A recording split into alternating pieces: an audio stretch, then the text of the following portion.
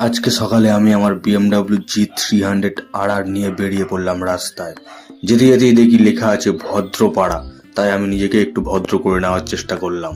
সামনে যেতেই দেখি একটা প্রজাপতি মৌমাছির মতো মধু খাওয়ার চেষ্টা করছে। বিগত কয়েকদিন গরমের কারণে রামকো কাকাও কাজ বন্ধ করে দাঁড়িয়ে দাঁড়িয়ে বুড়ো আঙুল দেখাচ্ছে। তারপরে এশিয়ার সব থেকে বড় ব্ল্যাক মার্কেটে চলে আসলাম। এসে দেখলাম কিছু লোক এখানে লাইলনের ব্যাগ নিয়ে সোনাদানা কেনাকাটা করছে। এইটা দেখে আমি এখান থেকে তাড়াতাড়ি চলে গেলাম। তারপরে দেখলাম একটা গুপ্তচর এখানে কিছু পান্তুয়ার মতো দেখতে লাল লাল বিক্রি করছে। জিজ্ঞাসা করাতে বললো, হামারে ইহা ऐसे ही होता है।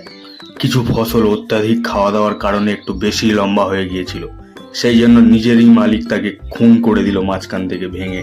এইটা দেখে সহ্য না করতে পেরে কিছু বেল্ট গলায় দড়ি দিয়ে আত্মহত্যা করলো। আসার সময় দেখলাম রাস্তাতে পোস্টার মারা আছে, দুজন লোক নিখোঁজ। আপনারা যদি এদের সন্ধান পান আমাকে অবশ্যই